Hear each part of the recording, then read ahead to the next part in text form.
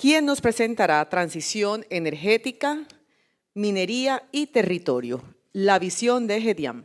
Bienvenido.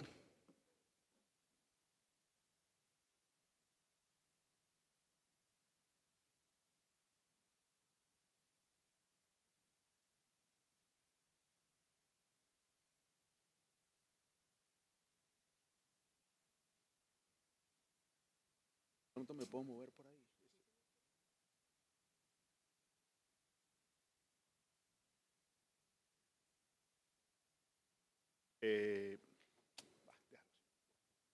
Bueno, buenas tardes. Mil gracias por esta invitación. Muy grato ver caras conocidas que hace varios años no veía. Grandes retos. El primero es hablar de transición energética en 20 minutos. Ese es un poquito complicado. Y el segundo es hablar de transición energética después de que todo el mundo ya dijo lo que yo tenía para decir. Vamos a ver si somos capaces de decir algo un poco diferente. Bien, comienzo por contarles un poquito qué es el GEDIAM. El GEDIAM es el Grupo de Diálogo para la Minería en Colombia. Es un grupo que hace 10 años, por iniciativa de la Fundación Ford, se reunió con el propósito de reunir en una misma mesa personas de diferentes visiones para que trataran en un diálogo civilizado de encontrar mínimos comunes denominadores. Eso ha sido absolutamente grato estar en esa mesa porque pues lo más importante es haber podido generar confianza y descubrir que el diablo que tenemos al frente no es tan diablo y sentir que uno tampoco es tan diablo como lo veía el del frente. Hemos querido avanzar en hacer propuestas de política pública y en tratar de tener incidencia a través de todos estos años, y lo hemos hecho no solo en foros, sino que tenemos unos documentos bien importantes que hemos ido publicando poco a poco, incorporando las diferentes visiones que hemos encontrado a partir de ese mínimo común denominador. Esto es importante porque en lo que yo les voy a contar no va mi visión, no van mis formas de pensar completamente, porque yo debo respetar esos compromisos y esos mínimos comunes denominadores a los que hemos llegado en ese grupo tan heterogéneo de personas. De manera que a lo que yo me voy a referir son a esos puntos de encuentro y no exactamente a los puntos, algunas cosas que yo puedo pensar diferente, pero que no hacen parte de esos puntos principales. En estos 10 años que cumplimos este año, los vamos a celebrar con estos dos últimos documentos.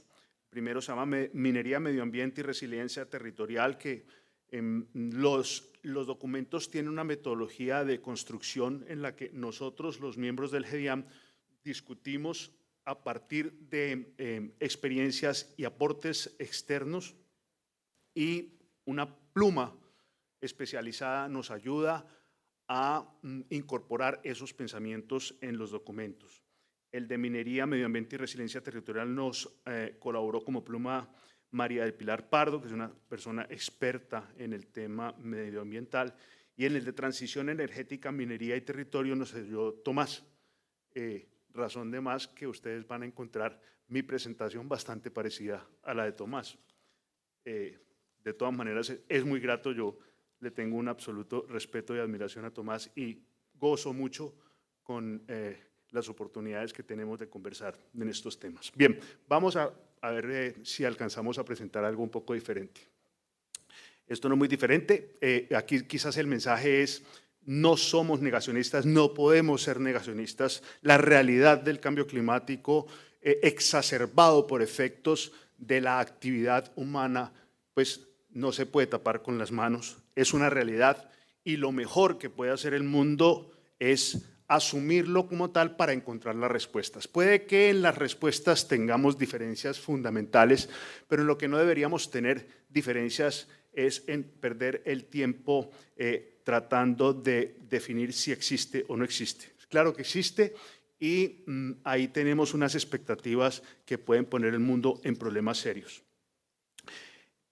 En el mundo, el mundo tiene una topología de emisiones en las cuales cerca del 75% está asociado con el mundo de la energía en sus diferentes modalidades, y eso nos hace diferentes a nosotros del resto del mundo. Como vamos a hablar de transición energética justa, yo voy a dar unos tips de elementos para encontrar esa justicia en la transición energética que pretendemos hacer en Colombia.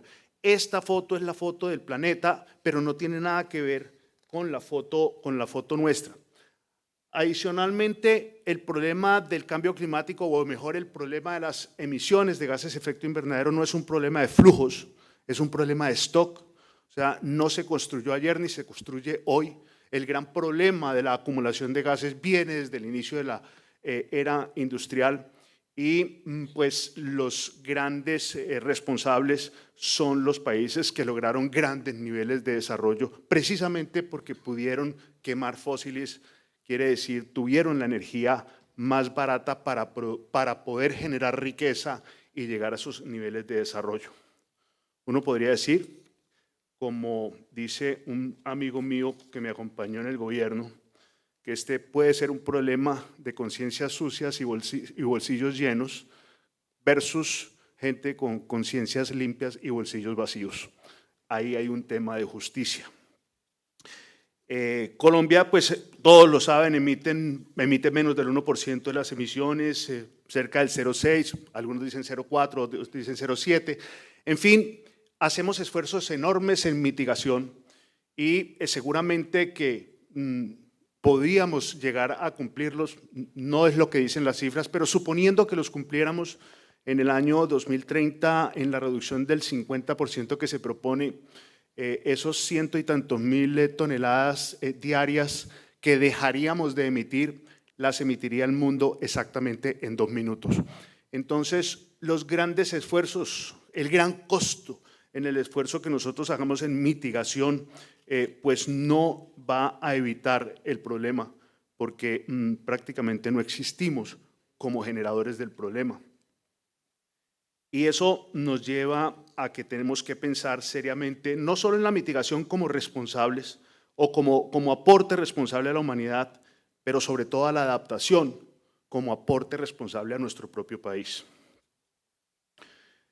Bien, esta es la figura de Colombia, también todos la conocen. Las emisiones de gases de efecto invernadero colombianas están en un gran porcentaje generadas por malos ordenamientos del campo, por actividades agrícolas no tecnificadas, por mal uso del suelo, más que por la matriz energética. Y como lo dijo ahorita Natalia, Colombia tiene una matriz eléctrica bastante limpia y una matriz energética en donde por supuesto que predominan los combustibles fósiles, en razón, entre otras, a que tenemos solamente un modo de transporte y tenemos un país absolutamente arrugado que hay que atravesar 3 cordilleras para ir para cualquier parte, lo que significa que tenemos una dependencia enorme del modo carretero, y el modo carretero, sobre todo interdepartamental, pues todavía no tiene una respuesta dentro de las posibilidades de electrificación. Y aquí viene otro problema de equidad para hacer la transición energética justa.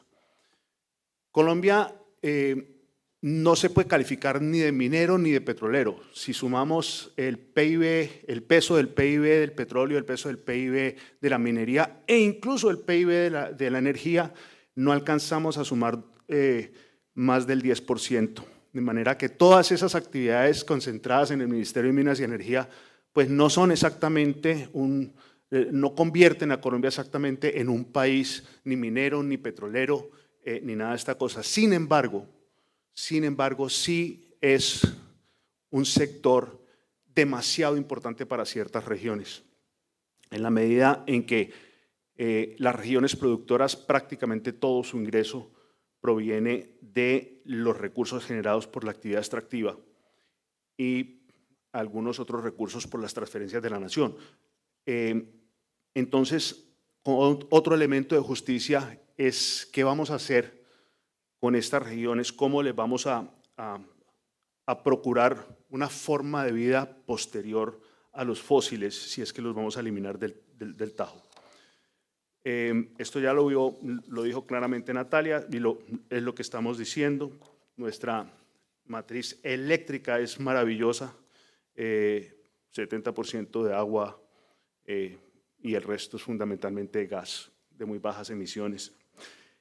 Pero Colombia sí es extremadamente vulnerable al cambio climático. O sea, nosotros podríamos, los colombianos, tomar la decisión mañana de volver a las cavernas, de no volver a utilizar un solo galón de fósil, y estaríamos exactamente igual dispuestos a como estamos hoy por los temas del cambio climático. Estamos en el trópico y sufrimos la totalidad de las consecuencias que trae el cambio climático en el mundo. De manera que, como dijo alguien por ahí, tenemos el pecado, nos quedamos con el pecado y sin el género. Y lo más grave de esto es que la inversión en adaptación y las políticas de adaptación y las señales de adaptación no se ven. Esas serían las inversiones que pudiéramos nosotros considerar mucho más tangibles, medibles y con más posibilidades de tener un costo-beneficio medible en el corto y en mediano plazo, más allá de la de mitigación. Esto era lo que les contaba. Con un gran esfuerzo económico, de desarrollo, etcétera, eso es lo que se ha planteado para cumplir los compromisos internacionales y claramente no vamos a llegar. Ahora, hay una pregunta interesante: ¿por qué cuando se habla de transición energética y por qué cuando se habla del cambio de la disminución de gases, de las emisiones de gases, solamente buscamos al sector, ni siquiera al energético, a los generadores de energía, al sector de la energía eléctrica? La razón es muy sencilla, creo yo, y es que este sector solía estar muy bien administrado, con una calidad de su gente impresionante y con una institucionalidad muy poderosa.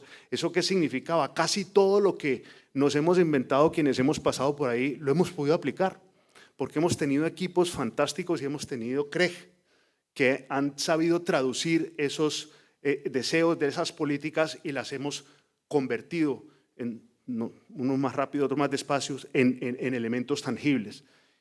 Yo creo que esa es la razón por la cual le apuntamos tanto a tratar de cumplir con los temas de cambio climático solamente en el sector energético.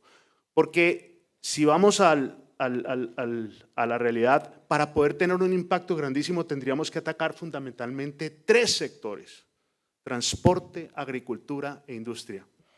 Y, digamos, sacando la industria de allí, los otros 2 sectores no tienen institucionalidad y no hay cómo definir metas, definir proyectos, definir cambios y ejecutarlos.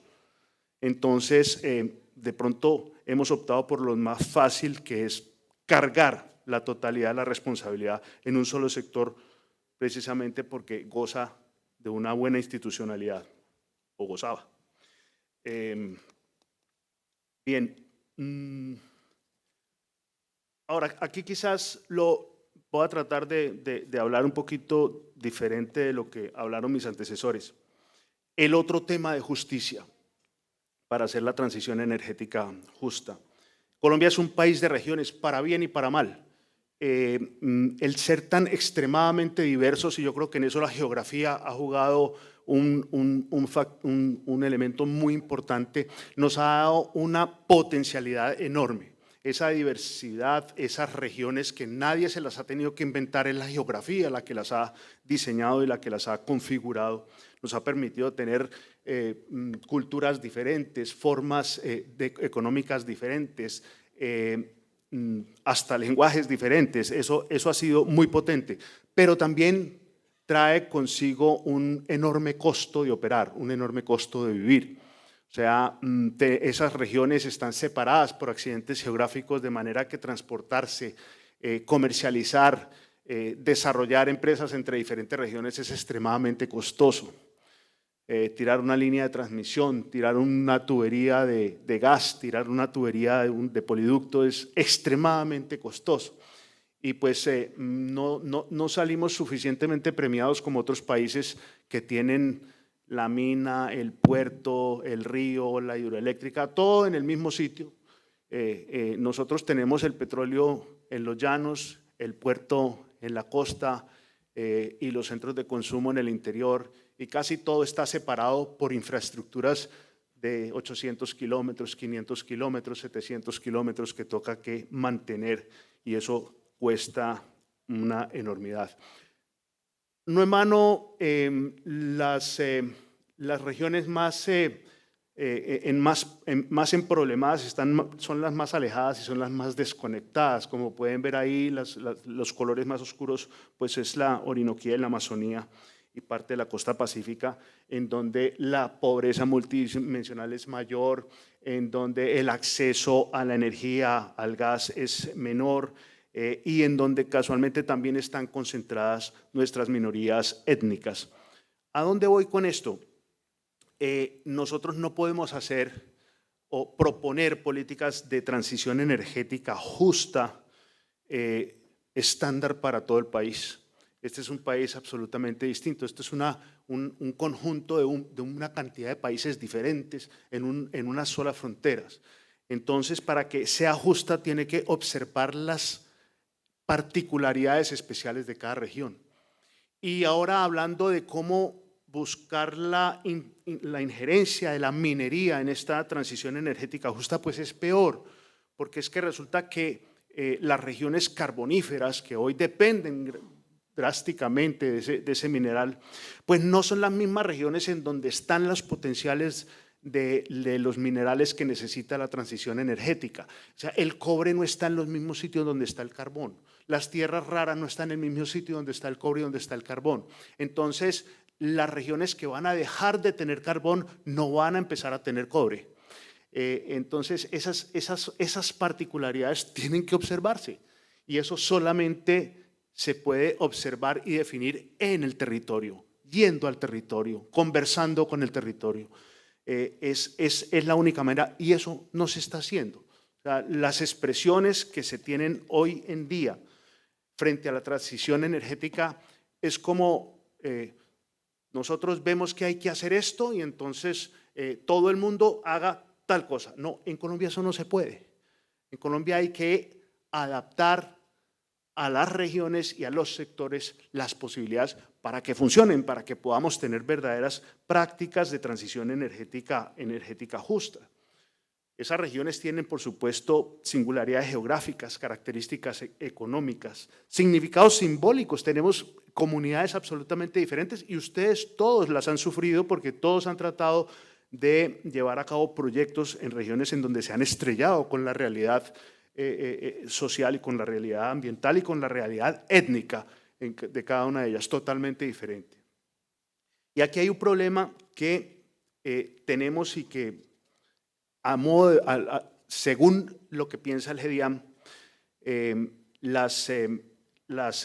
estas diligencias previas que hay que hacer, las consultas previas que se requieren para obtener el permiso ambiental, resultaron convirtiéndose en el único escenario de conversación con las regiones, de conversación con las minorías étnicas. Entonces, por supuesto, en unas previas de estas, pues se empieza a hablar de lo divino y de lo humano, se empieza a hablar y se empieza a exigir la corrección de los pecados desde Adán y Eva, precisamente porque el país no ha entendido esa diversidad y no ha entendido que tiene que generar una conversación permanente de esas dificultades regionales para que no sean los mecanismos de licenciamiento los escenarios en donde se resuelvan esos problemas. Hoy los problemas se tratan de resolver en esas diligencias previas a los proyectos y por eso los proyectos no avanzan, porque de nuevo se trata en esas mesas de resolver los problemas ancestrales y esas mesas no son para resolver problemas ancestrales, son para generar inversión y para generar desarrollo, de acuerdo con las comunidades, por supuesto, pero no son el pago de los pecados originales. Entonces, el GEDIAM ha propuesto que existan estas mesas permanentes de conversación con las regiones y sobre todo con las regiones en donde hay minorías étnicas, para que en esas mesas se desarrollen las actividades tendientes a corregir las brechas ancestrales y que no sean los escenarios de inversión los que tengan que dedicarse a esos temas. Para eso, por supuesto, tiene que haber conversaciones niveladas, y para que haya conversaciones niveladas, la representación de las comunidades tiene que tener unas calidades. La información tiene que tener unas calidades, la imparcialidad en la información, la objetividad en la información tienen que ser elementos absolutamente necesarios para que esa participación de las comunidades pueda ser efectiva y no termine siendo una comunidad un legitimador de un interés particular, que los hay en todas estas diligencias previas. Ahora, ¿la transición energética justa trae una oportunidad para el sector minero colombiano? Por supuesto. Aquí rara vez, yo no me acuerdo de haber tenido en mi escritorio potencialidades de cobre, potencialidades de tierras raras, de coltan. No me acuerdo, no creo que los tuviéramos, no porque la naturaleza no nos lo hubiera dado. La realidad es que la información básica del territorio colombiano sigue siendo absolutamente escasa. Pero la transición sí que nos trae una oportunidad para minería y el país debería estar abierto a esas posibilidades mineras. Por supuesto, con la visión del GEDIAM. ¿Cuál es la visión del GEDIAM? En la primera pregunta que nos hicimos hace 10 años fue ¿minería sí o minería no? Y después de un par de años de reflexiones llegamos a la conclusión de que minería sí, pero siempre y cuando tuviera 3 características. Incluyente, lo que significa que debe tener en cuenta a todo el entorno donde se genera la minería, debe tener en cuenta y debe tener la forma de medir los beneficios que trae esto no solo para los inversionistas, sino para el país y para las comunidades. Tiene que ser resiliente y este es un tema curioso porque uno dice, a ver, dígame cómo es el tema de la resiliencia cuando usted está hablando de la extracción y producción de un recurso natural no renovable. La resiliencia aquí se trata de generar y a partir de la minería apalancar todos los elementos que le permitan a la comunidad vivir después del agotamiento del recurso. Quiere decir, los inversionistas de minería deberían ser apalancadores de desarrollos de alternativas económicas, deberían ser apalancadores de presencia estatal, no reemplazo del Estado, pero sí apalancadores de la presencia estatal y apalancadores de los procesos de educación y progreso de las comunidades. ¿Para qué? Para que una vez agotado el recurso natural no renovable, esas comunidades puedan seguir viviendo, porque lo que desafortunadamente tenemos hoy es una gran incógnita. ¿Qué va a pasar con el Cesar? ¿Qué va a pasar con La Guajira? Que nunca pudieron despegar. ¿Y qué va a pasar con ellos cuando se agote no el recurso, sino la posibilidad de extraer el recurso del cual hoy viven? Pregunta muy compleja que hace parte de lo que debería ser una transición energética justa. Y finalmente, competitiva. Finalmente, competitiva. Por lo que estamos hablando de las señales. O sea, ahorita la discusión de si es precio, si es confiabilidad, y yo creo que alguien debería decir lo más sencillo. Mire, si quieren bajar los precios de la energía, pues ofrezcan más energía. Hagan lo que tengan que hacer para que la gente quiera venir y poner más de la energía que se necesita. Yo me acuerdo cuando llegamos en el 2001, 2002, pues la energía era bastante barata. ¿Por qué? Porque había mucha. ¿Sí? Teníamos un colchón gigantesco y eso sigue siendo válido. Entonces, ¿por qué pelear con los inversionistas? ¿Por qué pelear con los empresarios si lo que necesitamos es que vengan y ofrezcan?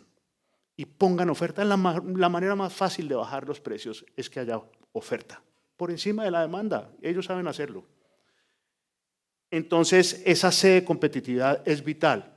O sea, aquí se mezclan una cantidad de elementos de subsistencia, de comportamiento frente a las comunidades y de competitividad.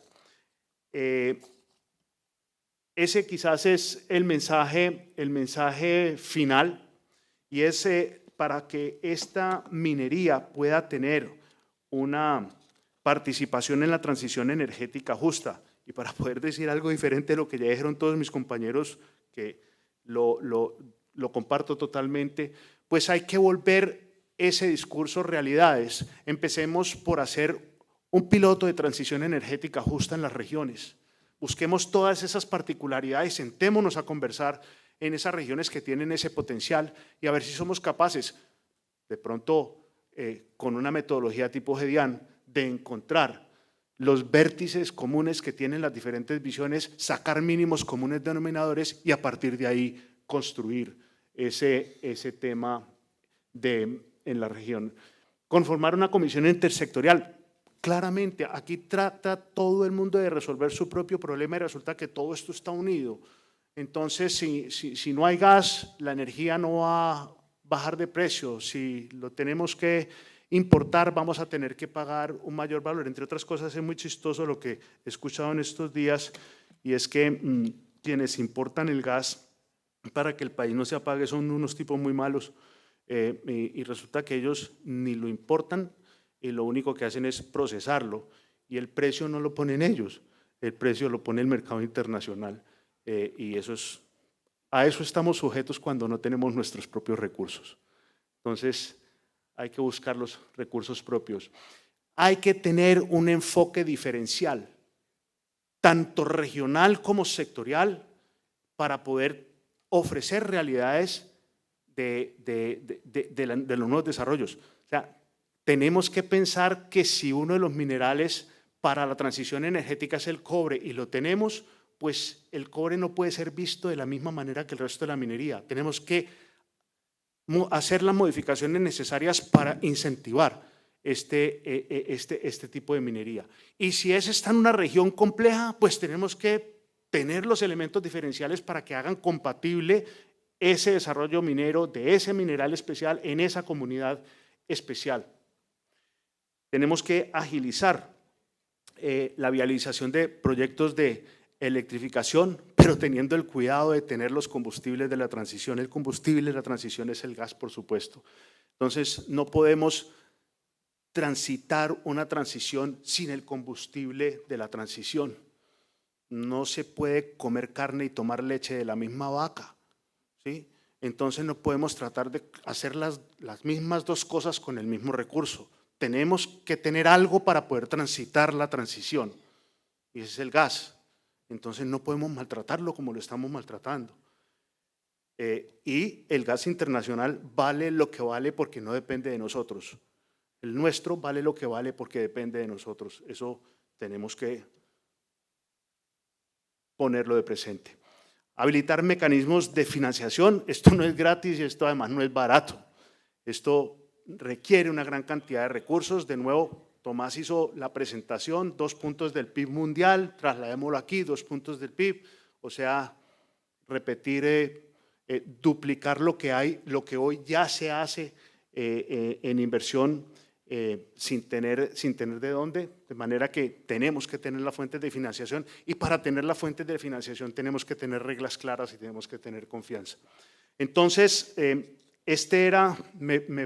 me volé un poco de tiempo, me disculpan, pero de nuevo traté de cumplir el reto de hablar de transición energética justa en 20 minutos. Eso era lo que les quería contar. Muchas gracias.